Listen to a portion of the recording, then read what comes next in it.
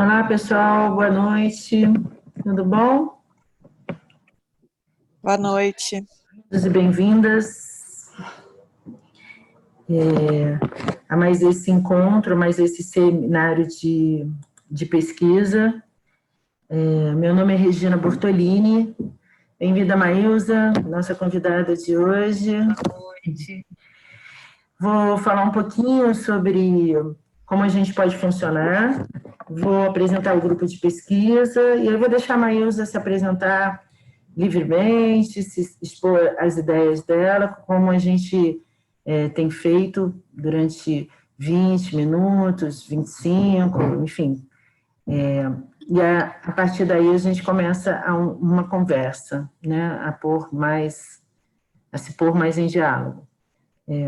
Regrinhas básicas, como sempre, nossos microfones desligados para que seja possível reduzir o ruído na comunicação, né, o ruído das nossas casas, dos locais onde a gente está.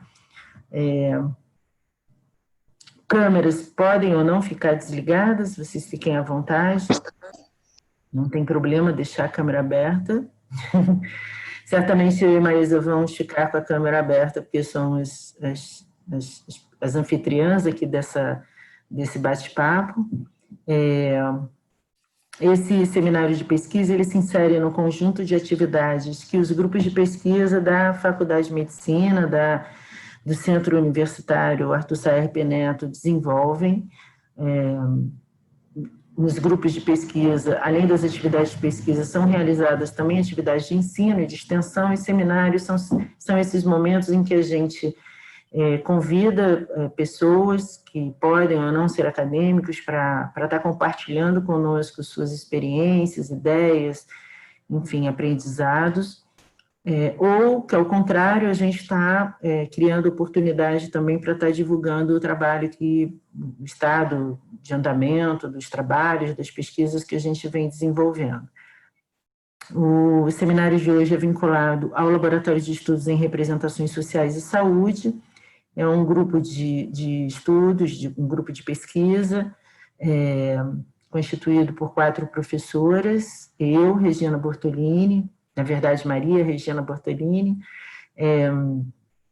a professora Júlia Morelli, eu sou cientista social, a Júlia é médica, tem a Natália Duarte, que é enfermeira, e tem a Luciane Batista, que é assistente social. Então, é um grupo interdisciplinar. Nosso principal objeto de reflexão é conjunto de crenças, valores, as transformações correntes no mundo da cultura, os saberes de senso comum, como é que esse campo do simbólico se põe em diálogo, né, com as construções científicas, com valores de outra ordem, e saberes de outra ordem, no campo da saúde, nas nossas concepções de doença, nas práticas em saúde, nas práticas profissionais, né, dos profissionais de saúde, e, em especial, nos últimos tempos, a gente tem se debruçado sobre as questões de gênero.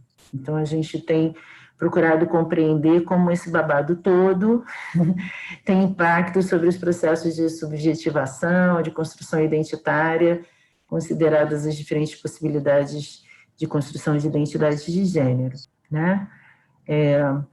Só para aproveitar e divulgar, a gente, nesse momento, tem 3 pesquisas em andamento, elas estão todas em fase de análise de dados, então a gente não tem condições de estar recebendo mais alunos de iniciação, mas muito frequentemente, pelo menos uma vez a cada 2 anos, a gente abre edital de iniciação científica para alguma pesquisa em andamento, e a gente também desenvolve outras ações. A gente é responsável pela editoria de uma publicação acadêmica, a revista Intervozes, em parceria com o Instituto de Saúde Coletiva da UF e com professores e alunos da Escola Nacional de Saúde Pública da Fiocruz. especialmente o pessoal que trabalha com saúde do trabalhador. A revista Intervozes fica disponível na plataforma da Unifase, na primeira página facilmente se acessa. E, além disso, a gente desenvolve ações como disciplina eletiva oferecida, como projeto de audiodescrição de textos, enfim, a gente está sempre inventando umas modas. Aqueles e aquelas que têm interesse sobre esses temas, nessas ações, depois é só nos procurar, tá bom? Da faculdade, da Unifase, da Faculdade de Medicina, ou mesmo de outra instituição. A gente tem professores e alunos, estudantes de outras instituições que muitas vezes são nossos parceiros também no desenvolvimento desses trabalhos. Hoje, em especial, a gente tem uma convidada de longa data, uma trajetória de contato, de diálogo, de amizade de longa data. Há muito tempo, na verdade, a gente vem fazendo um caminho, trilhando um caminho um pouco diferente, a gente andou um pouco afastada, eu e Maísa, mas a gente vira e mexe, se reencontra nos bares da vida. Dessa vez não foi nos bares da vida, foram nas redes, né? Então, para pensar as questões que a gente gostaria de pensar hoje, a gente convidou a Maísa. Eu vou pedir para a Maísa se apresentar, e a partir da apresentação da Maísa, quando ela terminar de contar a história dela, eu faço algumas provocações e aí ela faz a fala dela. Pode ser, Maísa? Perfeito. Então, boa noite a todas, a todos. Feliz de estar aqui, agradecida, muito agradecida pelo convite da Regina. Como ela já falou, a gente já trabalhou junto durante um tempo, a gente tem muita afinidade, assim, teórica, né? Muita afinidade afetiva, muita coisa, né, em comum. A gente pouco se vê, mas quando se vê sempre parece que a gente se viu ontem, né? E isso é muito maravilhoso, é muito carinho que eu tenho pela Regina. Então, eu tenho só que agradecer ao convite da Regina e ao convite da Fase. Eu vou falar um pouquinho sobre a minha trajetória. Assim.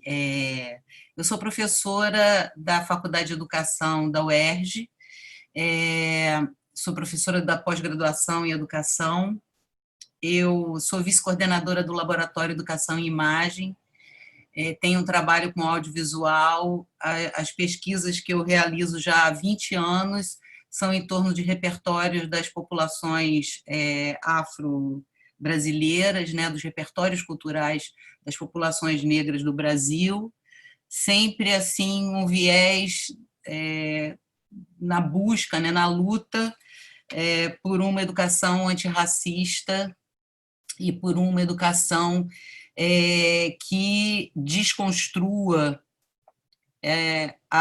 os processos de epistemicídio que a gente tem visto acontecer na história da América Latina, em especial na história do Brasil, né? Eu fiz letras, então eu tenho esse pezinho na literatura, porque eu estudei português e literatura, que nunca me abandonou, porque eu sempre trago a literatura até para os meus trabalhos acadêmicos, né? Isso é mesmo uma forma de estar no mundo. Assim. Eu entendo a literatura como teoria social, vou falar disso daqui a pouco, quando começar a minha fala, como teoria social, a literatura como uma projeção, né? Uma visão do mundo e uma projeção de um mundo possível, né? Então, é dessa forma que a gente trabalha com a literatura, sempre trazendo para os nossos trabalhos acadêmicos a questão da arte, em especial da arte literária, né? E, enfim, estou super feliz de estar aqui. É uma conversa, né? Eu vou fazer daqui a pouco, vou fazer uma provocação, falar uns 15, 20 minutos, para depois abrir, porque, inclusive, é a primeira vez que eu estou falando para o pessoal, para profissionais de saúde, para estudantes da área de saúde. Então, acho que eu vou aprender aqui mais do que vou ensinar alguma coisa, né? Então, acho que a conversa vai ser muito boa, estou muito feliz de estar aqui. Ah, Maísa, é muito bom ter você com a gente. Tenho certeza que vai ser muito legal. É, e aí queria já então dizer um pouco aqui qual é a nossa intenção, né? A gente vem fazendo alguns seminários em que de alguma forma a gente interrelaciona aspectos que são interessantes para o nosso campo de estudos com essa situação que a gente está vivendo, essa situação absolutamente inusitada que a gente está vivendo nesse momento em função da pandemia. E aí a gente queria ouvir um pouco de você, como é que você pensa, né, o campo da cultura, essa coisa das produções simbólicas, das produções culturais, da arte, né, e qual o papel que a arte e a cultura, as produções culturais, têm em frente a tantas angústias com as quais a gente vem se deparando no contexto, provocadas pelo contexto da pandemia. Eu diria que algumas dessas angústias, elas não são novas, elas não foram postas pela pandemia, elas já estavam, já faziam parte da nossa experiência humana, algumas faziam parte da nossa experiência brasileira, do contexto histórico, social, político que a gente vive, mas também um bocado dessas angústias e de certo sofrimento emocional tem a ver com a condição de isolamento social, de confinamento domiciliar que algumas pessoas estão vivendo, ou da condição de risco permanente que outras estão vivendo, já que elas têm que trabalhar e não necessariamente podem estar numa condição de maior proteção. Enfim, estamos vivendo diferentes situações e nessa diversidade todas de situações, alguma angústia nos abriga e a arte e as produções culturais muitas vezes respondem a essas nossas angústias, né? Então, fala um pouquinho disso, como é que você pensa isso, a cultura, a arte, as produções culturais e artísticas frente às angústias humanas, especialmente nesse novo contexto.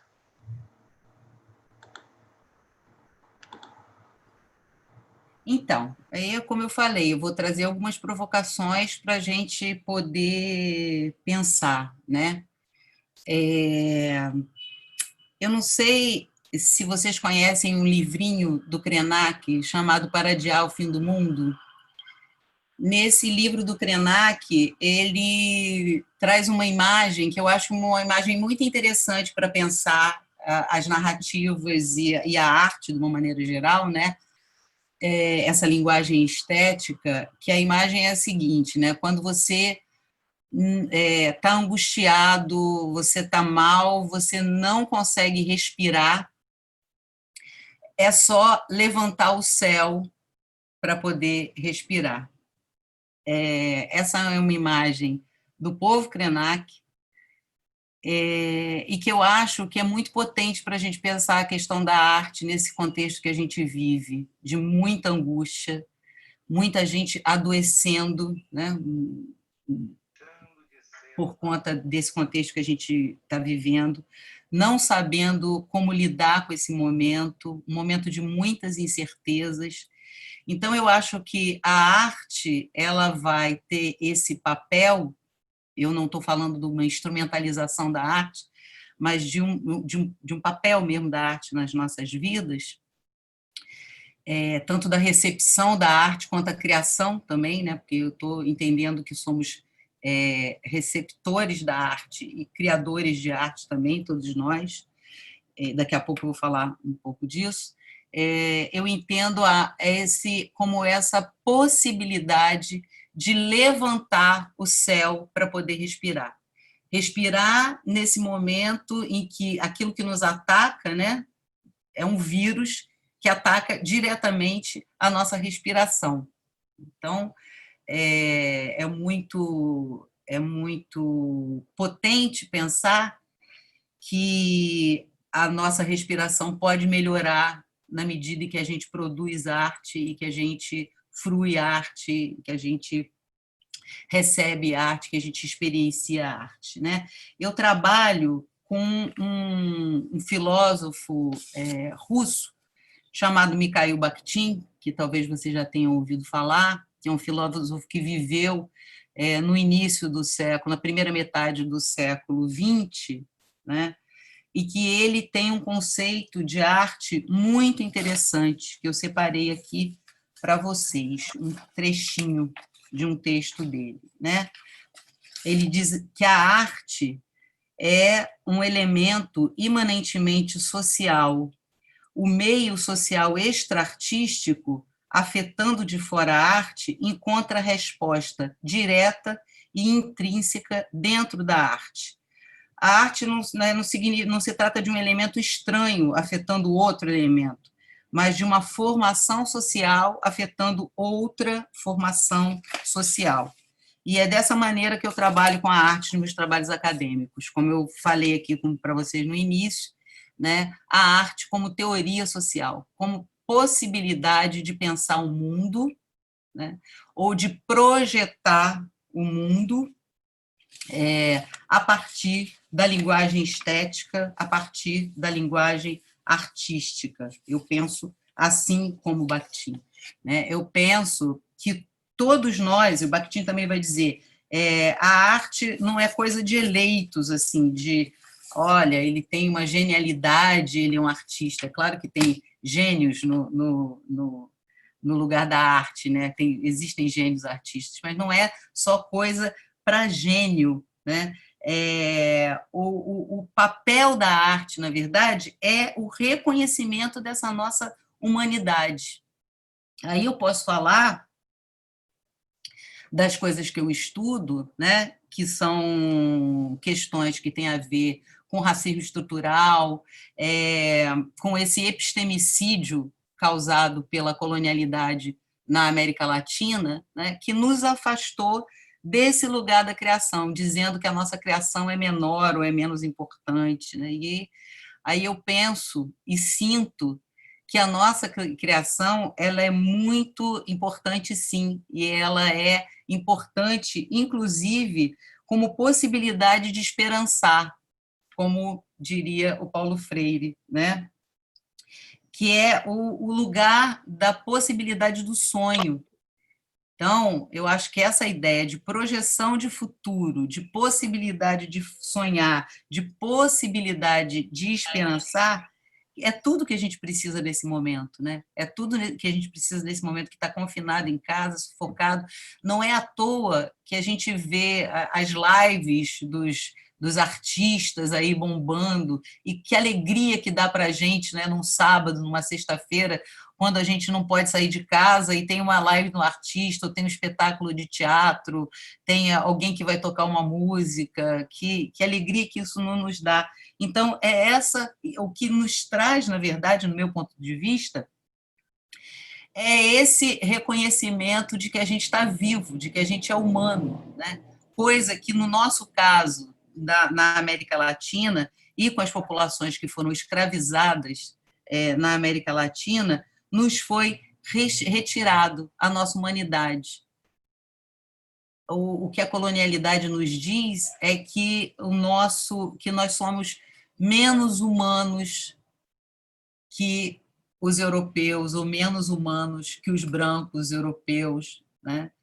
E o que a arte nos traz, e nos traz a experiência de humanidade para a gente afirmar essa humanidade, para a gente garantir a nossa existência através da resistência, que é uma resistência que vem também, que advém também da arte, né? Então, tem uma coisa muito interessante, uma distinção muito interessante que eu gosto de fazer, assim, todo mundo aqui está no campo da ciência, né? A ciência é o lugar da explicação. O discurso da ciência é o discurso explicativo. E, às vezes, esse discurso explicativo, ele não dá conta da nossa experiência. Aí a gente precisa da arte. porque a arte é esse lugar, esse artefato, esse fazer, esse elemento que traz a experiência estética, não só o discurso sobre, mas o discurso com, né? E aí eu acho que também é onde se negociam e aonde conversam, tem uma conversa boa, a razão e a emoção, né? Tem uma autora, que é essa aqui, que não sei se vocês conhecem, chamada Audre Lorde, que tem esse livro, e nesse livro ela vai falar umas coisas muito legais nesse capítulo aqui, nesse texto que se chama A Poesia Não é Luxo. Ela vai falar das mulheres negras, e aí a gente pode pensar, né, que nesse processo de desumanização, as mulheres negras foram as principais vítimas, né, objetificadas durante toda a história. Daqui a pouco eu vou trazer uma obra da Rosana Paulina, que eu vou compartilhar aqui na tela para vocês verem, para mostrar como isso nas artes plásticas também, como essa desumanização também é problematizada pela arte através da experiência, da memória e da história. Então, voltando aqui para Audre Lorde, eu separei três trechos do livro, desse texto dela, chamado A Poesia Não é um Luxo, ideia com a qual eu concordo, né, em que ela vai falar da produção poética das mulheres negras. E aí ela começa assim: o tipo de luz sob a qual examinamos nossas vidas influencia diretamente no modo como vivemos, os resultados que obtemos e as mudanças que esperamos para promover, as mudanças que esperamos promover através dessas vidas. Para as mulheres, então, a poesia não é um luxo, é uma necessidade vital da nossa existência. Ela cria o tipo de luz sobre a qual baseamos nossas experiências, nossas esperanças e nossos sonhos de sobrevivência e mudança. Primeiro como linguagem, depois como ideia, e então como ação mais tangível. É da poesia que nos valemos para nomear o que ainda não tem nome e o que só é pensado, e que só então pode ser pensado, depois da gente nomear. Né? Então, eu acredito que isso tenha muito, né? Tenha muita implicação, tenha muito a ver com o que a gente está vivendo. Porque muitas das situações que a gente vive hoje, praticamente todas, são inusitadas e, às vezes, são sensações, situações, experiências que a gente ainda não conseguiu nem nomear. A gente está conceituando agora, porque é a primeira vez que a gente está vivendo. Então, que tal colocar a arte no lugar da angústia? Ou melhor, que tal a gente lutar contra as nossas angústias com arte? Não só as mulheres e as mulheres negras, como a Audre Lorde está falando aqui, às quais ela está se referindo, mas nós, de uma maneira geral. Né? E aí ela continua, num último trechinho. Os patriarcas brancos nos disseram: penso, logo existo. Né? Um clássico cartesiano. Né? A mãe negra, dentro de cada uma de nós, a poeta, sussurra em nossos sonhos: sinto, logo posso ser livre. A poesia cria linguagem para expressar e registrar essa demanda revolucionária à implementação da liberdade. Se aquilo de que precisamos para sonhar, para conduzir nosso espírito de maneira mais direta e profunda rumo à esperança, for desprezado como sendo um luxo, vamos abrir mão do cerne, da fonte, do nosso poder, da nossa condição de mulher. Vamos abrir mão do futuro dos nossos mundos. Né? E aí é legal pensar como isso aqui dialoga com levantar o céu para respirar do Krenak. Como é bom pensar nessa potência da arte, né? Então, esse é o lugar da arte para mim, o lugar em que emoção e razão estão misturadas, estão sempre em negociação, né? O lugar da possibilidade das esperanças, o lugar da criação, o lugar de esperançar, como diria o Paulo Freire. E aí, eu vou compartilhar aqui com vocês, deixa eu ver como é que eu faço isso. Um pouquinho de paciência, que essa vida remota faz parte desse contexto de tudo é novidade que eu estou falando aqui com vocês, entendeu?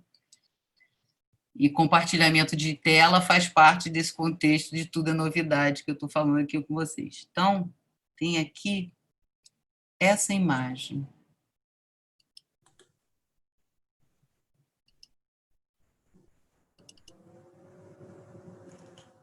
Aqui embaixo no Zoom, você conhece? Tem aquele compartilhar tela, é verdinha, uma setinha verdinha. Mas se o documento não estiver aberto no seu computador, você não consegue compartilhar. Aberto, assim.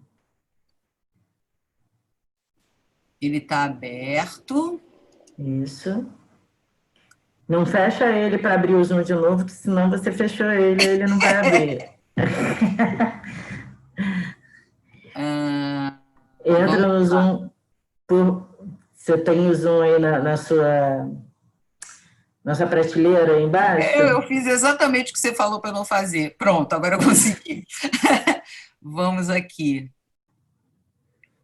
Agora eu abro aqui a nossa tela.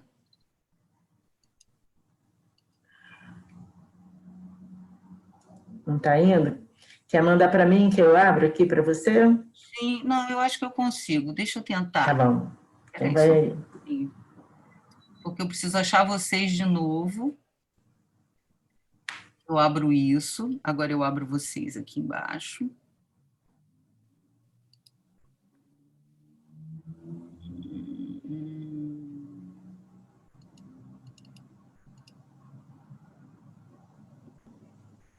Sabe que eu não estou conseguindo? Abrir de novo, grande, a tela da conversa. Não conseguiu compartilhar. Manda para mim pelo WhatsApp que eu compartilho aqui com a galera. Tá, vou mandar agora, então.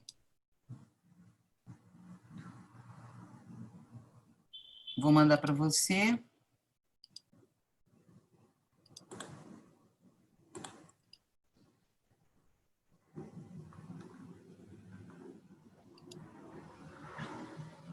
Não.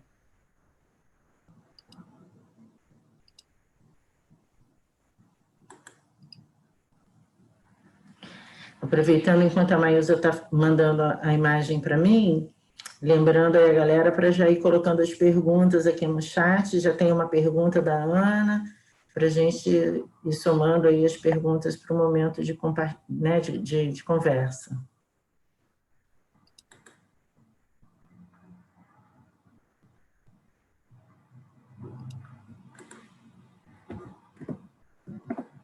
Regina, eu vou mandar as duas imagens. Vou mandar da Rosana Paulino e um outro que é um quadro do Bruegel. Tá bom. Eu vou mostrar depois. Ó, a primeira já foi.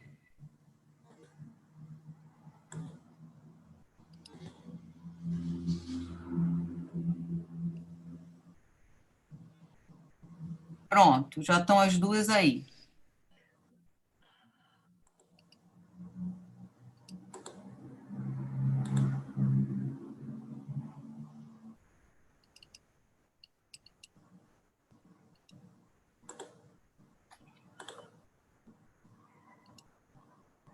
Essa é a primeira. Sim.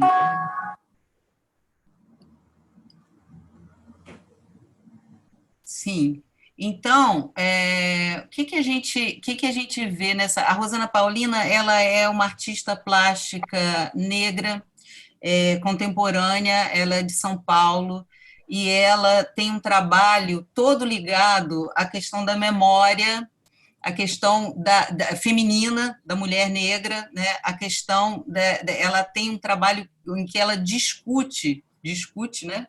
que ela traz toda uma reflexão sobre a questão do racismo estrutural e sobre a questão da interseccionalidade, né, da tripla discriminação que sofrem as mulheres negras, né, pelo racismo, pelo machismo e pelo capitalismo, né? São triplamente discriminadas. Então, nesse trabalho que se chama Bastidores, a Rosana Paulina vai fazer o seguinte, ela vai... Bastidor, vocês sabem o que é? Bastidor é aquele objeto que serve para bordar, no qual as mulheres, as bordadeiras bordam, né? Fazem lá os seus bordados.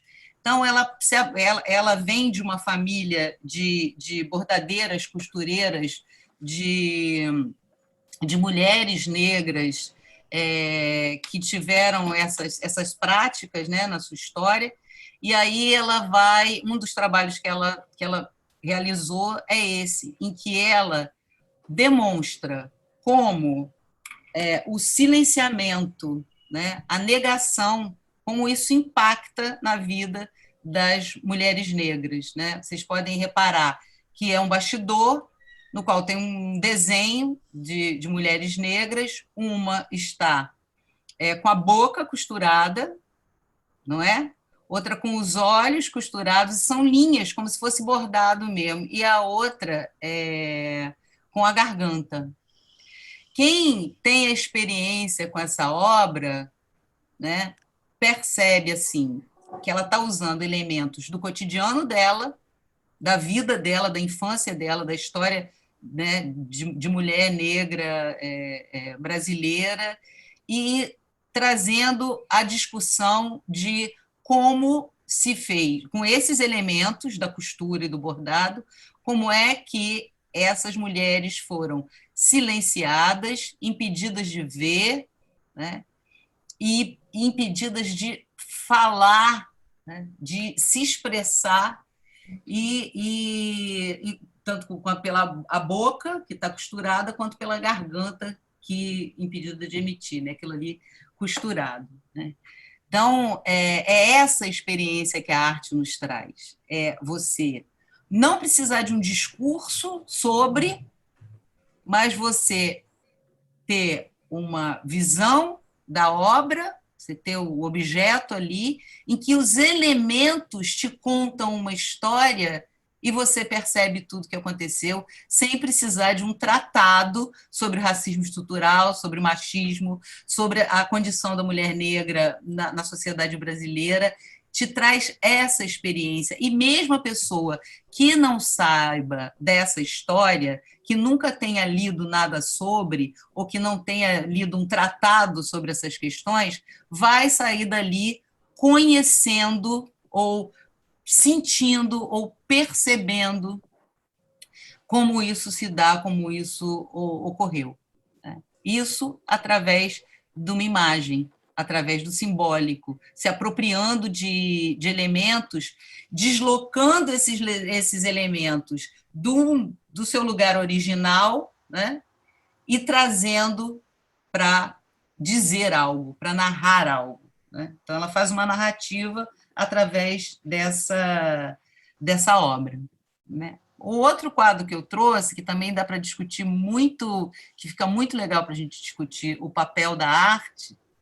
Posso tirar esse, então? Pode tirar esse, pode botar o outro. E essa obra da Rosana Paulina, que inclusive eu sugiro a vocês que procurem, porque tem várias coisas dela na internet. Há pouco tempo ela fez uma exposição linda aqui, estava com uma exposição no Museu do Amanhã, mas muita coisa vocês encontram na internet, e são sempre coisas que levam a gente a pensar. Essa é a ideia. A gente é levado a pensar através do sentir. A gente sente e pensa, né? Isso é muito, muito legal com a gente. E aí o outro quadro que eu trouxe é esse do Bruegel. O Peter Bruegel eu acho um pintor extraordinário. Por quê? viveu no século XIV, sim, e, desculpa, viveu no século XXI, não, viveu no século XVI, eu sempre troco isso, nunca sei se é para trás ou para frente. No século XVI, essa obra foi pintada em 1558, tem uma dupla aí, tem uma ideia, uma confusão aí, não se sabe direito se 1558 ou 1560, né? E o nome desse quadro é A Queda de Ícaro.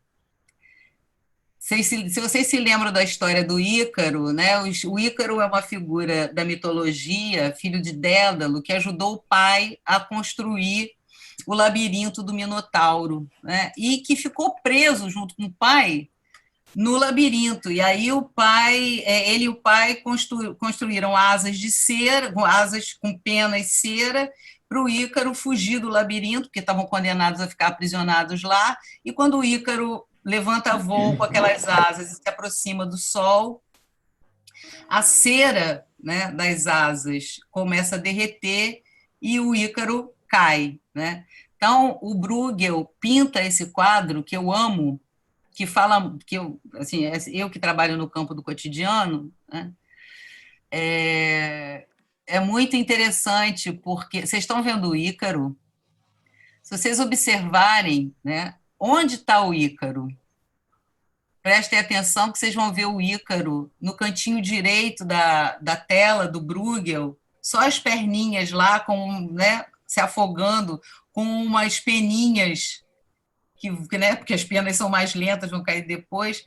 E, na verdade, quem está no centro do quadro são as pessoas comuns. E é muito interessante, porque essas pessoas comuns, que estão pintadas no centro do quadro, não estão nem aí para o Ícaro, né, que na verdade é o ser mitológico, que deveria ser o centro do quadro, o ser o mais importante. Elas não estão nem aí, estão olhando para o outro lugar, né? É muito interessante porque tem um camponês levando um arado, e esse camponês ele está com uma roupa vermelha. A gente sabe que o vermelho era uma tinta muito cara para a época, então só a nobreza era pintada de vermelho, então ele vai botar o camponês pintado de vermelho no centro do quadro, onde está toda a iluminação, e o camponês preocupado lá com seu arado, com a sua vida, nem aí para o Ícaro se afogando no cantinho lá do quadro, na parte mais escura, inclusive, porque a luz está toda do outro lado. E o outro camponês também está olhando para o outro lado, observando uma coisa. Então, eu acho que é tão interessante para a gente pensar desse poder da arte, como assim, na verdade, o que seria extraordinário pode ser colocado no lugar do comum, e o que é comum vira o extraordinário. É maravilhoso isso para a gente pensar a arte cotidiana, e aí eu trouxe essa obra também para poder ajudar a gente a pensar, né? Para provocar vocês a pensarem um pouquinho, né?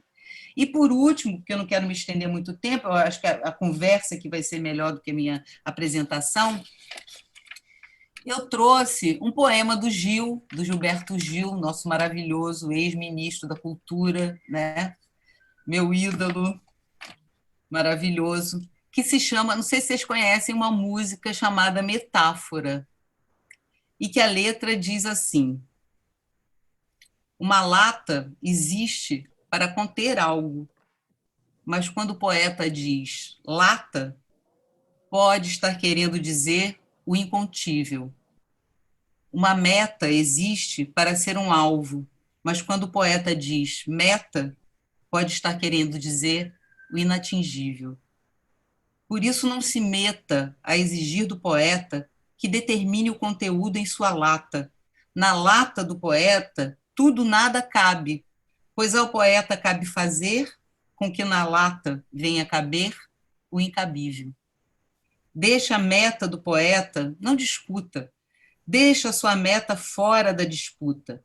Meta, dentro e fora, lata absoluta. Deixa simplesmente metáfora. As metáforas são o cerne, a coisa mais importante da poesia. porque as metáforas são essa possibilidade de pensar num outro lugar aquilo que a gente estava acostumado a pensar, né? A pensar as latas não só como um objeto, um receptáculo de algo, mas como o incontível, como aquilo que pode conter tudo ou não conter nada, ou pode ser contido em alguma coisa, né? Ou a meta como uma meta inatingível, né? Como algo inatingível. E aí eu acho que pensar também nas metáforas é pensar qual seria a metáfora desse momento que a gente está vivendo agora, essa é a minha provocação. Quais seriam as metáforas e quais seriam, dentro desse momento inusitado, absurdo, em que o país está sendo incendiado e a gente não pode fazer nada, em que estamos sendo o tempo todo violentados, em que estamos o tempo todo com muitas incertezas e muito inseguros do que está por vir, né?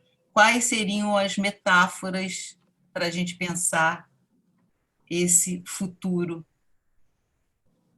e esperançar esse futuro, né? Então, vamos conversar. Obrigada, Maísa, obrigada, inspiradora, provocadora essa fala. Acho que tem algumas coisas, vou fazer algumas provocações iniciais para depois, para dar gancho aí para a pergunta da Ana Vilela e ver se mais gente se manifesta, né? Colocando as suas metáforas no chat, contribuindo aí para o nosso devaneio, ou perguntas. Vocês podem se manifestar de diferentes maneiras nesse nosso encontro. Você falou de uma coisa no comecinho da sua fala, agora você de novo, e agora um pouquinho antes de você entrar com a questão da metáfora, você trouxe uma coisa que eu acho que é interessante a gente pensar o papel da arte e da cultura nesses tempos de pandemia, né? E aí você falou do quanto algumas pessoas, quanto tem sido, pelo menos no começo, de uma forma talvez mais intensa do que agora, né? Foi muito acalentador poder a gente ver aquelas imagens do pessoal na Itália cantando nas varandas, né? As lives, as apresentações teatrais na internet, de alguma maneira também as pessoas fazendo jograis musicais, né? E todo mundo cantando junto, e a telinha se subdividindo, e a gente vendo aí as pessoas juntas em torno de uma manifestação artística. E aí lá no comecinho você falou, citou Cruac, foi Krenak, né? Isso, com a questão do poder respirar, né? Muito frequentemente, inclusive, para a galera da área da saúde, uma manifestação de angústia é a pessoa dizer, né? Ai, está me faltando ar, eu fico com uma sensação de falta de ar diante de algumas situações, né? E é interessante essa coisa de pensar a falta de ar, né? Porque ar é uma coisa vital. Então, quando a gente sente falta de ar, é como se estivesse faltando vitalidade, né?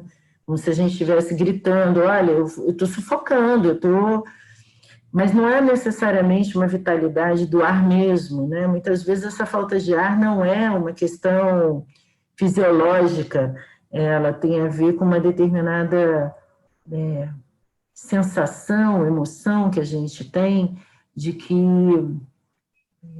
a gente está perdendo a nossa humanidade, seja porque uma dor emocional muito profunda nos aflige, seja porque certa incerteza e angústia diante do futuro também nos aflige, né? E a gente está vivendo um tempo de muita incerteza. Essa semana eu estive conversando com alguns alunos de ensino médio, superior, e mesmo alguns profissionais que já estão fazendo pós-graduação, e o cenário de incerteza, né, de você não saber poder planejar muito bem o que você vai fazer daqui a 2 meses, deixa muitas pessoas muito angustiadas. Mas esse cenário de incerteza do daqui a 2 meses, que hoje tomou conta do mundo, ele, em alguma medida, é presença constante na vida de algumas pessoas, né? Você falou de epistemicídio, e a gente poderia falar também de certo genocídio que a gente acompanha, né, há algum tempo.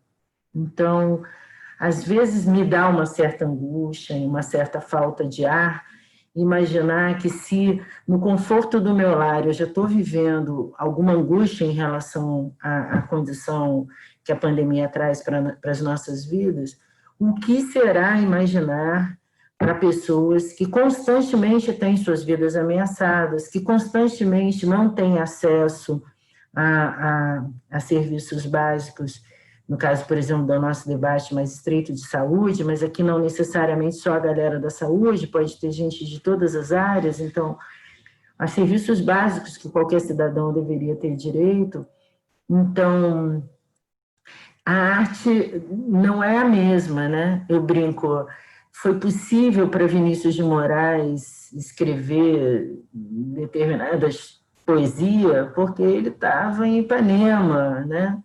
Mas para quem está atravessando o Rio de Janeiro a trem, né, e morando em Bangu, no calor do Rio de Janeiro, e trabalhando em obra, ou seja, enfim, para quem tem outra condição de vida, na verdade, é outra arte que emerge dessa outra condição de vida, né? É outra expressão. Que permite o quê, em última instância? Né? De alguma forma, você também estava tratando poder respirar. Então, tem angústia de um lado e tem essa possibilidade de dar um respiro. Eu não resolvi necessariamente os problemas que geraram a minha falta de ar, né? A incerteza quanto ao futuro, as dores diante da realidade que eu estou vivendo, as inseguranças que estão provocando a minha angústia, mas de alguma maneira a arte me dá esse respiro, você falou, né? A sensação de poder respirar, de alcançar um outro lugar. Isso tem a ver um pouco com certo estado de sobrevivência ou de liberdade, com certa imanência ou transcendência, ou seja, os seres humanos, você falou aí de uma série de condições opressivas, né, que colocam a gente, que desumanizam, né, que nos desumanizam em diferentes níveis, e nós estamos numa condição de privilégio nesse momento, né? Eu estou podendo trabalhar em casa, talvez você também esteja podendo, muitos dos nossos alunos e pessoas que estão aqui têm acesso à tecnologia, então estão podendo acessar as lives, os isso, os aqueles, né? Mas não é para qualquer um esse tipo de expressão artística e cultural. São outras as formas de expressão artística e cultural e outras as respostas, né? Artístico-culturais que diferentes pessoas vão dar as suas diferentes angústias. Esse poder respirar tem a ver com essa capacidade do ser humano de transcender essa sua condição de sobrevivência, de luta constante, porque muitas vezes a gente fala de transcendência, remete a uma coisa meio religiosa, né? Talvez a fé religiosa também é um caminho para transcender. Mas a arte também permite transcender? Eu acho que sim, eu acho que arte é transcendência sempre. É um escape, né, Regina? É um escape, mas é um escape que não tem a ver com alienação. Eu acho que por piores que sejam as condições, sempre há a possibilidade de se imaginar, né? Um escape que não é um escape, como eu estou dizendo, não é escape que é um escape só de se alienar do real, né? Mas da possibilidade de pensar outras realidades, né? E aí, nesse sentido, é transcendência. Eu acho que a arte é um direito de todos, né? E todo mundo frui arte, mesmo a pessoa mais vulnerável, né? Frui arte, tem uma dimensão estética em sua vida. Né? E isso é bacana, porque é bacana da gente pensar, porque isso é alguma coisa que, para as pessoas subalternizadas, para as pessoas mais vulneráveis, para as pessoas excluídas, né, é visto como não pertence a elas. E eu acho que todo o trabalho da educação, e muito também, é a gente mostrar que essa dimensão estética faz parte da vida de todo mundo precisa. Então, acho que a Essa gente pode... respiração, que é uma respiração metafórica, mas que... Então, eu fiquei até me perguntando, assim, quando você fala de escape, né, e aí vou pular a Ana Vilela só um minutinho, tá, Ana? Vou pedir aí a sua compreensão, só porque chegou uma pergunta da Garna, que eu acho que espero que seja assim que se pronuncia, né? Mas que eu acho que vai na direção do que a gente está falando agora, né? Que quando você fala de escape, parece que é uma coisa assim, né? Vou fugir dessa realidade, então é uma coisa de alienação. E aí você reforçou, não é escape. Não é escape porque ser humano é a nossa própria humanidade, então não estou escapando. É o contrário, né? Na verdade, muitas vezes, porque eu trabalho mais do que eu gostaria, ou naquilo com que eu não me identifico, ou porque eu vivo sob condições tão precárias que, na verdade, muita parte da minha energia vital está voltada para garantir o básico da minha sobrevivência, que eu não consigo expressar e viver a integridade do que é ser humano. Então, a arte, nesse sentido, não é escape, ao contrário, é recuperar, né, é ser, né, uma condição em que a gente não está podendo ser, eventualmente, é ser, né? Só que os limites do que é não poder ser para uns e para outros são distintos, né? A Garna está dizendo aqui, a arte, sem dúvida, é um lugar muito importante na construção social e da humanidade, mas como compreender a amplitude das oportunidades que a arte traz na construção desse indivíduo que não teve nenhuma experiência artística durante a sua vida? Como poderia compreender as metáforas? Eu já vou deixar você responder, mas assim, já vou fazer uma provocação. É possível a gente pensar um indivíduo que nunca tenha tido contato, vivido a experiência artística? É possível pensar um ser humano que não viveu a experiência artística? De que arte você está falando, né, Garna, entendeu? Porque o garoto que está no trem, cara, fazendo... não é arte o que ele está fazendo? Quando ele está... Enfim, fala aí. Não, eu acho que quando a gente pensa a arte como linguagem, né, linguagem estética, como uma linguagem que diz da nossa humanidade, ela está em toda parte. Ela está em toda parte. Todo mundo tem contato com a arte ou teve contato. Eu não estou trabalhando com a ideia de que exista uma arte, que é a arte que está nos museus, a arte canônica, uma arte melhor do que outra, né? Eu estou trabalhando com a ideia de arte como linguagem que diz da nossa humanidade. Então, de alguma maneira, a gente é artista, né? A gente frui arte, mesmo que uma determinada camada da população não entenda aquilo como arte, né? O funk não é arte, não é música. Mas será que o funkeiro não sabe que ele está fazendo arte? Até a criança na rua fazendo besteira, fazendo arte, a gente diz, ai, menino, para de fazer arte. Exatamente. Por que a gente está brigando com o menino dizendo para de fazer arte? Porque a gente sabe que ele está no lúdico, que ele está extravasando, que ele está fazendo algo que expressa seus sentidos, sua emoção. Que ele está expressando a sua humanidade de alguma forma, né? Ludicamente, né? E aquilo é arte, aquilo é fazer arte, né? É usar a linguagem estética. Tem Então, claro que uma coisa é a gente, em alguma medida, ter uma intuição, uma percepção desse movimento que a gente está fazendo. E outra coisa é a gente sentar e começar a refletir filosoficamente sobre essas questões, ou teorizar sobre essas questões.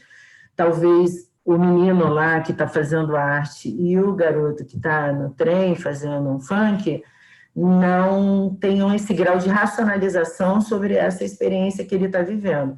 Sim. Agora, também conceber que as pessoas não pensam sobre o que elas vivem, me parece, às vezes, também desumanizador, né? Porque parece que só é pensamento, esse pensamento branco, masculino, universitário, acadêmico, científico, e que o resto não é pensamento. Ou vendo a arte, ou vendo só como arte aquilo que está nos museus, está no centro cultural, está nas grandes exposições. Ou que a arte está dissociada do pensar, né? Então, assim, a arte é pura expressão emocional, não tem ideia. Não, está tudo junto, misturado em alguma medida. É o pensar, a arte é o pensar, o sentir e o expressar. É tudo junto. É isso mesmo, diz da nossa humanidade. A gente, através da arte, a gente narra as nossas formas de ser humano, a nossa humanidade, né? É que às vezes, assim, eu vejo que às vezes quanto mais a gente estuda e se emburaca pela vida acadêmica, mais a gente tem a visão do outro, daquele, né, mais vulnerável, tal como o que não tem nada e o que não é absolutamente verdade. Né? E aí, nesse sentido, é que a gente faz um trabalho um trabalho com as narrativas. É importante ouvir essas pessoas, ouvir, ter uma escuta sensível, uma escuta atenta àquilo que elas querem nos dizer. Tem uma frase maravilhosa da Madalena. A Madalena, ela é uma artista plástica, falecida já. Ela era de Petrópolis, né? Uma senhora negra, artista plástica, que começou a pintar depois de 70 anos e que desejou pintar as suas memórias e a sua família, e ela, depois de 70 anos, começou a pintar. A gente tem um vídeo, um documentário sobre ela, que se chama Madalena, a imaginação também é minha. Essa frase é da Madalena. Ela vai dizer em algum momento, aí ela vai falar dos suportes que ela usa para trabalhar, né? Porque ela vai pegando coisa, pega coisa no lixo, pega coisa que ela ganha, ninguém usa mais, não sei o que lá, e ela vai usar os suportes inusitados para pintar. E aí, em algum momento, ela diz assim: eu peguei isso aqui, ia para o lixo, mas aí eu resolvi fazer como tela e pintar aqui nesse negócio. Era um pedaço de madeira, uma porta de armário, alguma coisa assim. Aí ela diz assim: afinal, a imaginação também é minha. Eu acho que a gente tem que ouvir a Madalena, porque a imaginação também é a imaginação de todo mundo, né? Quando ela diz para a gente assim, a imaginação também é minha, ela quer dizer, eu, como mulher negra, passei minha vida toda como caseira, empregada doméstica numa cidade pequena no Rio de Janeiro. Eu também tenho imaginação, eu também posso ser artista plástica e posso pintar, né? Carolina Maria de Jesus. Né? Já é. Quantos artistas a gente tem aí? Carolina Maria de Jesus, que, assim, eu me arrepio toda. A Carolina Maria de Jesus, a filha dela conta, uma das filhas conta, que quando as crianças estavam com fome em casa, ela pegava o violão de noite e ficava tocando violão e cantando até eles dormirem para esquecer da fome. Isso é arte. Isso é dizer da sua humanidade. Assim, meu filho, a gente está com fome, a gente não tem mais nada para fazer, mas eu tenho esse violão e eu sei tocar 2 músicas, então a gente vai ficar tocando isso. Isso vai resolver o problema da fome? Né? Não, mas isso vai informar para a gente que essa pessoa está buscando a humanidade, está tentando resgatar a sua humanidade. Né? E isso é arte. E, de alguma forma, portanto, está transcendendo, né, a sua condição material mais dura e tal, e podendo se reencontrar como sujeito que cria, né, que transforma a sua realidade. Bom, se eu não posso botar a comida, de fato, entendeu? Tem algo que eu posso. O que eu posso? Eu posso isso. E a imaginação também é então, num certo sentido, tem 2 coisas que eu acho interessantes, agora para a gente fazer a ponte lá para a pergunta da Ana Vilela, que é pensar o seguinte: de um lado, essa questão da arte como transcendência, né, como possibilidade de transcendência, não que certa condição de materialidade não seja importante na nossa vida, claro que é, entendeu? A gente precisa comer, a gente precisa ter abrigo da chuva para não ficar doente, a gente precisa de certas condições materiais básicas para sobreviver. Mas como seres humanos, nós temos a capacidade de transcender essa materialidade, né? E é por isso que esse campo, essa discussão, interessa tanto ao campo das representações sociais, porque essa capacidade simbólica, representacional, imagética, né? Essa imaginação criativa que nos faz representar a nossa experiência, é que nos permite transcender o tempo e o espaço, né? A gente é capaz de pensar sobre as experiências passadas, a gente é capaz de pensar e projetar experiências futuras, a gente é capaz de nos deslocar de uma determinada realidade contingente, né? Às vezes dura, né? Como é o caso do violão e da música, né? Então, muitas vezes a arte também não só resgata a nossa humanidade, mas ela cumpre um papel constitutivo, né? Ela pode ter um papel aí importante na construção da nossa subjetividade, dos nossos processos,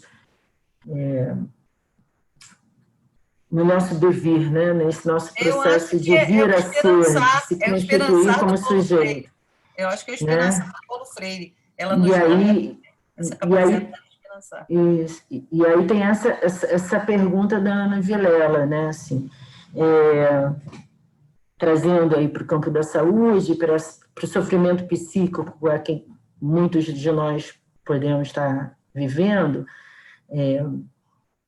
e como uma experiência que já foi bem sucedida em vários outros momentos da história da psiquiatria e da psicologia, né, onde diferentes formas de manifestação artística foram ferramentas terapêuticas, né? Nise da Silveira, brasileira, incrível, revolucionou a área, trazendo essa questão, né, trazendo as experiências e os estudos dela. A Ana pergunta, quando você se refere à arte, é arte em geral, ou a gente pode falar de arte como terapias complementares, como arte-terapia, musicoterapia, por exemplo, né? E aí, nesses processos terapêuticos, vê se é isso, Ana, que você quer saber. Como diferenciar o que é arte e o que é terapia, né? Qual o momento em que se encerra? Porque nesses processos terapêuticos o sujeito está transbordando, né? Ele está transbordando emoções, sentimentos, ele está expressando isso, só que nos processos terapêuticos, onde se faz uso da arte, na verdade, é menos razão e mais essa experimentação estética, né? Então, como é que é isso, né? Como é que você vê esses processos terapêuticos, a arte-terapia, a musicoterapia, né? E os processos de subjetivação, enfim. Fala aí o que você pensa a respeito.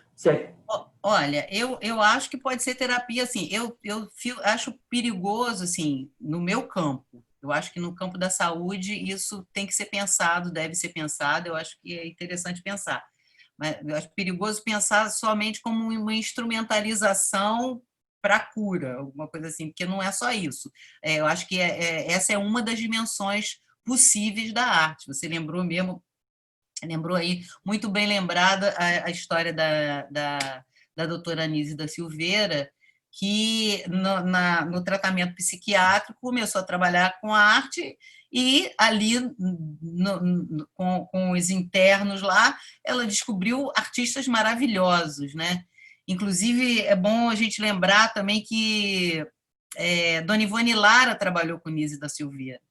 E a coisa de trazer a música para o tratamento, a música e os animais, né, porque a doutora Anise também trabalhou com os animais domésticos, com o afeto, né, com a coisa dos animais, foi ideia da Ivone Lara, né? Isso pouca gente sabe. está na biografia dela, isso é maravilhoso saber. Eu acho que tem essa dimensão terapêutica, sim, como não é minha área, não é isso que eu estudo, mas eu acho que ela é possível, e aí eu posso falar da minha questão pessoal, né? Nesse processo, e que, como Regina bem lembrou, que eu estou aqui como uma pessoa super privilegiada, né? Posso trabalhar de casa, estou aqui no meu home office, embora eu esteja trabalhando demais, às vezes até esqueço os compromissos, mesmo que estejam na agenda de tanta coisa que eu tenho para fazer, mas estou nesse lugar de privilégio, porque posso trabalhar daqui da minha casa, tenho uma casa, posso pedir entrega delivery do mercado, esse tipo de coisa. Isso é um privilégio, né? Mas mesmo nesse lugar de privilégio, ficar em casa e não poder ir à universidade, não poder encontrar meus alunos presencialmente, abraçar ninguém, porque eu fiquei por muito tempo aqui sozinha, sem contato físico com ninguém, né? Agora que meu filho voltou. Mas isso em um momento me fez ficar mesmo essa coisa, tive que arrumar uma coisa para levantar o céu para respirar, porque gerou muita angústia, toda essa incerteza gerou muita angústia e muita insegurança. E eu tocava violão na minha infância, depois eu parei, abandonei o violão e tal, mas depois... E aí eu voltei a estudar violão, comprei o violão, já tinha comprado, né? Quando eu me separei há 4 anos atrás, eu comprei o violão.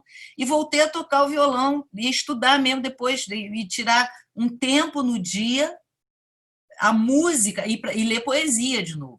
Né? Então, tem essa dimensão terapêutica, que é essa coisa a narrativa estética, né? A literatura, a música, né?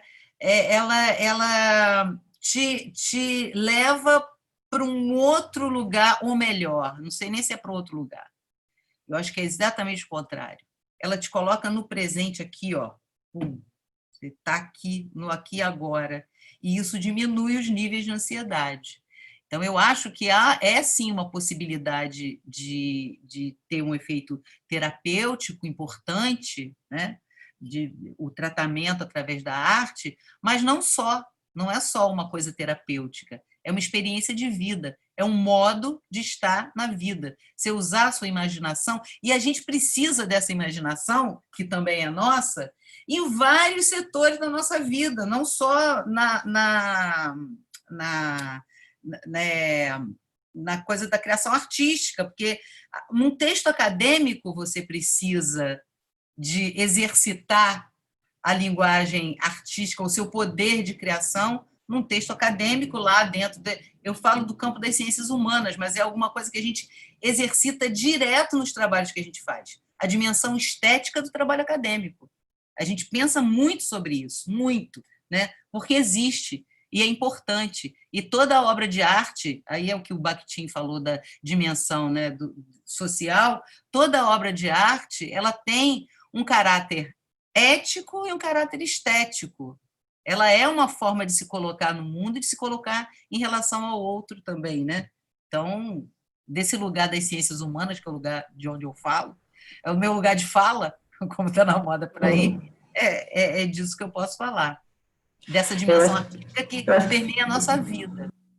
Eu acho que você falou de 2 coisas aí, quando você lembrou a Nise, né, e agora no finalzinho, que eu acho que são importantes para pensar a arte também, né? Que é essa coisa do outro, né? Do lugar do afeto, né?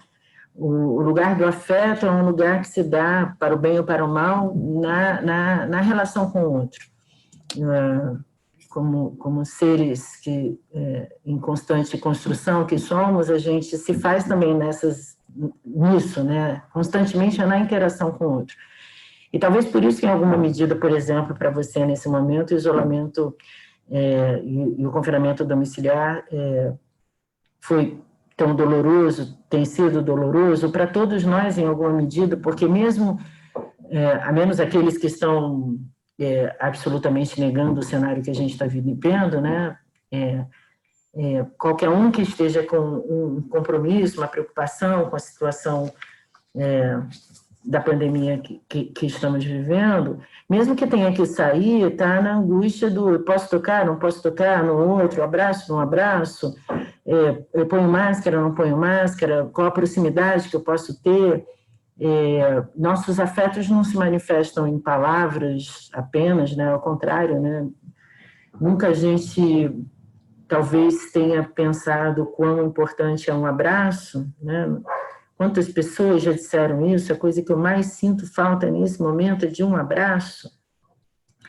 Então, o que ajuda a ressignificar um pouco aquilo que você estava falando do comum e do extraordinário, né? Assim, a gente vive uma ilusão do extraordinário, né? Para eu ser feliz, eu preciso viajar para Paris, eu preciso comprar o carro, eu preciso ter a casa grande, eu preciso ter um título de pós-doutorado, doutorado, um título acadêmico importante, eu preciso ter muito dinheiro. Então, parece que a gente só valoriza o que está no âmbito do extraordinário, né? A notícia que aparece nos jornais muitas vezes é só, né, o que é fora do comum, digamos assim, né? E a gente se alimenta muito disso, né? A gente tem se alimentado muito disso. E talvez uma das coisas que a pandemia provocou, deu uma sacolejada de forma expressiva, é esse lugar do comum, né? Quantas pessoas relataram tá fazendo pão, quantas pessoas reconheceram ou começaram a se redescobrir fazendo comida, ou cuidando de coisas da casa, de um jardim, de uma prateleira que estava suja e bagunçada, e que a pessoa resolveu limpar e arrumar. Então, essa é, em alguma medida, a dimensão estética da vida, né? Não é só a obra de arte reconhecida pelo mercado de arte, ou a poetisa, ou o artista plástico que, mesmo que fosse um anônimo, passou a ser conhecido pela grande mídia e aí ganhou fama de artista, né? Acho que, assim, tem uma cotidianidade, pegando um pouco o que você estava falando, né? Nessa dimensão estética da vida, que às vezes a gente nem se dá conta, ou não dá valor, ou experiencia pouco. Eu acho que a gente sempre experiencia, e voltando lá naquela pergunta da Garner, né? A gente tem sempre algum grau de consciência dela, né? Acho que dificilmente a gente não se impacta pela beleza de uma flor, mas talvez a gente dê pouco espaço a isso, ou a vivenciar isso, ou ficar observando uma flor, ou a textura da areia na praia. A gente chega na praia, monta a barraca, a cadeira, por favor, o mate, isso, aquilo, né, e olha no celular, e aquela textura da areia da praia, a gente às vezes deu menos valor, mas quer ver como ela é importante? Vai fazer uma experiência de sensibilização. Na faculdade a gente viveu, na Semana Científica do ano retrasado, uma experiência de sensibilização em que os participantes eram levados de olhos fechados a caminhar e a perceber várias texturas com os pés descalços, cheiros, enfim, sensibilizações nesse sentido, dos sentidos, né? E a maior parte das pessoas tinha lá uma caixinha de areia, e as pessoas tinham que passar pela caixinha de areia. E aí, quando terminava a experiência, as pessoas tinham que relatar o que foi mais impactante, o que foi legal, o que não foi legal. E a maior parte das pessoas disse, pisar na areia, bicho, né? Nenhuma experiência extraordinária, pisar na areia. Mas por que pisar na areia? Porque me fez lembrar da minha infância. Então, assim, essa coisa do afeto na cotidianidade. E, sabe, ligados por uma experiência que é sensível, né? Grande parte, acho que, da nossa experiência estética está aí, está nesse lugar do entrelaçamento com o outro, com os nossos afetos, com uma experiência sensível, né? Não só sensível de quem olha o mundo e analisa as obras, mas de quem se deixa penetrar pelo mundo, né? Em alguma medida, né? Eu acho que tem que é isso que a Audre Lorde fala para a gente, né? Não é luxo, é uma luz, é uma iluminação, e aí todo mundo tem, né? É uma iluminação que a gente coloca sobre a vida, a experiência estética, eu acho que é isso.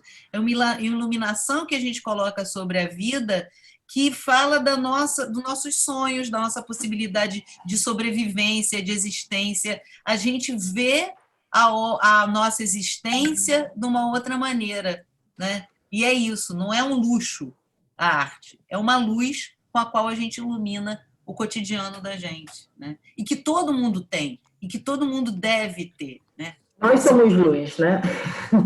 Oi? Nós somos luz, né? Sim, ou deveríamos nos sentir assim, né? Às vezes eu fico achando que a gente não se dá conta dessa luz que a gente muitas vezes, não se dá conta da beleza ou da feiura que nos afeta cotidianamente, né? Não nos damos tempo para tomarmos consciência dessa dimensão e dessa experiência estética, o suficiente para a gente poder, digamos assim, fazer uso dela para o nosso bem, né? Pegando aí, fechando com a Ana Vilela de novo, né? Do ponto de vista terapêutico, né? Talvez a diferença entre a arte e a terapia, a arte em si mesma ou a arte-terapia, seja que a arte em si mesma não tem necessariamente esse compromisso consciente com estar tomando essa experiência estética como uma experiência recriadora, ressignificadora, né, e tal. E a arte-terapia é um movimento mais ou menos consciente, né, em que a gente está, de fato, se apropriando disso como ferramenta para se refazer como sujeito.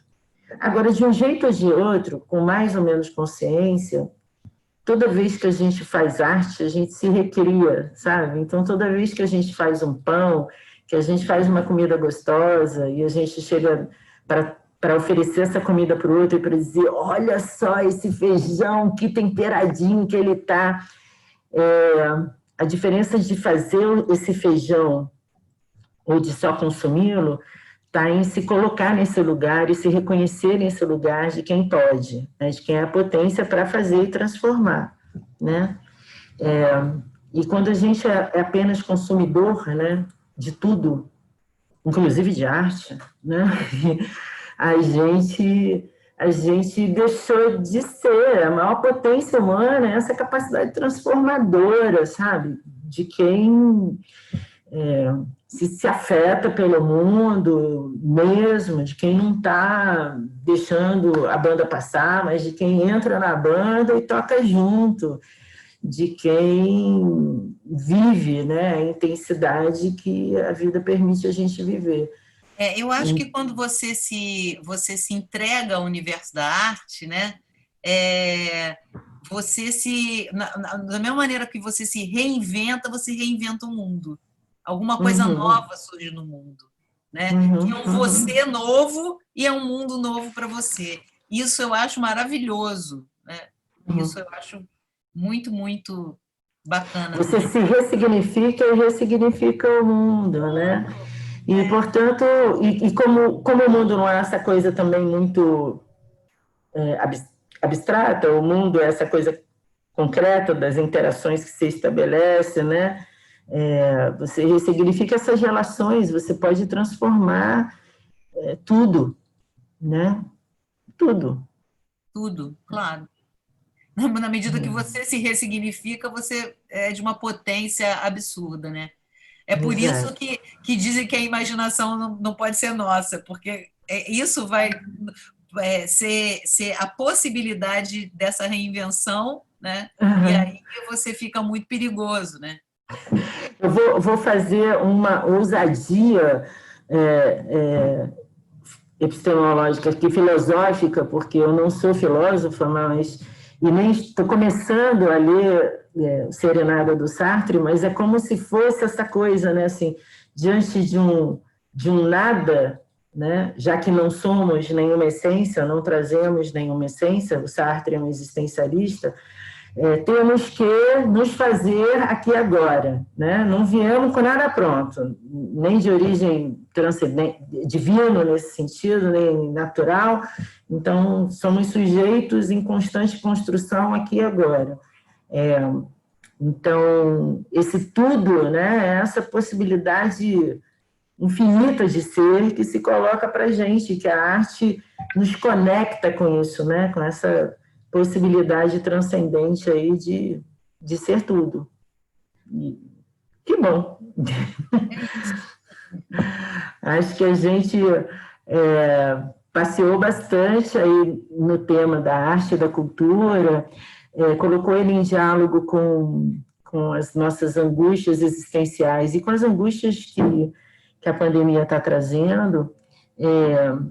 Eu acho que naquele quadro do Bruegel é bem isso, né? Porque assim, todo o mundo inteiro diz que a gente tem que olhar para o Ícaro, que o Ícaro, né, que é o mais importante, porque é lá o ser mitológico, tem a história lá da mitologia, né? Só que a gente quer olhar para o outro lado e ver, né, cuidar do nosso arado, é isso, a gente aí escape que eu falei nesse sentido, né, de você ter a liberdade de voltar o seu olhar para outro lugar e olhar de uma forma diferenciada, como você nunca viu, ou como você nunca viu, ou como você nunca se narrou, entendeu? Isso é muito legal. E como esse processo não precisa ser isolado, né? Não precisa ser... Eu acho que ele nunca é só meu ou seu, ele é sempre em comunhão, né? A gente está sempre junto, né? Um provocando o outro, um afetando o outro, enfim.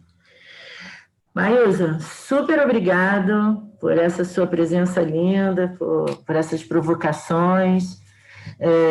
Garna aí, Ana Vilela também, muito obrigada pela contribuição de vocês as provocações, as dúvidas que vocês trouxeram, enriqueceram muito a nossa reflexão. Espero que a gente tenha contribuído aí para todo mundo poder pensar um pouquinho mais sobre a arte, a estética, cultura, enfim.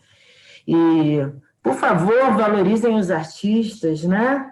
Valorizem os produtores culturais, afinal de contas, se essa dimensão da nossa vida é tão importante, está na hora da gente reconhecer que essas pessoas também precisam sobreviver. Exatamente, é isso. Que é tão fundamental como o ar que a gente respira, a arte é esse Nesse momento, inclusive, né, a cigarra que canta é que faz a gente aguentar os tempos de inverno. Então, vamos lá, galera. Não vamos desconsiderar o valor do artista, tá bom? Eu acho que assim, é valorizar o artista e valorizar-se como artista também. Isso aí. Está na vida criando, não tem outra forma de estar. Obrigada, então, a todos e todas que estiveram presentes. Até a próxima. Obrigada. Beijo grande a todos. Fiquem em paz. Cuidem-se, todos e todas. Saúde. Saúde. Tchau, tchau. Tchau.